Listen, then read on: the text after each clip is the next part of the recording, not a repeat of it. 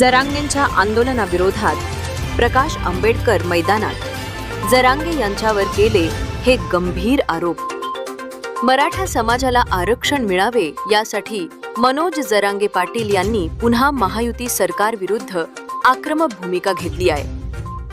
आरक्षणाच्या मागणीसाठी मनोज जरांगे पाटील यांनी पुन्हा एकदा बेमुदत उपोषणाचा निर्णय घेतला आहे।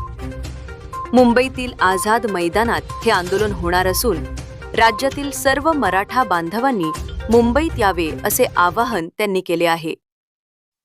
वंचित बहुजन आघाडीचे नेते प्रकाश आंबेडकर यांनी जरांगे यांच्यावर गंभीर आरोप केले आहेत। सोशल मीडिया पोस्ट करत प्रकाश आंबेडकर यांनी जरांगे यांना काही सवाल केले आहेत। गरीब मराठ्यांना मूर्ख बनवू नका अशी देखील टीका प्रकाश आंबेडकर यांनी केली आहे। आंबेडकर म्हणाले, मनोज जरांगे पाटील, तुम्ही मराठ्यांच्या आरक्षणासाठी सरकारविरुद्ध लढत आहात, पण सरकारमध्ये कोण आहे?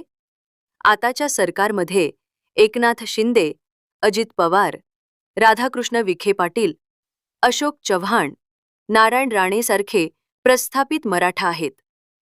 2.5 वर्षांपूर्वी महाविकास आघाडीचे सरकार असताना सत्तेत सर्व प्रस्थापित मराठा नेते होते।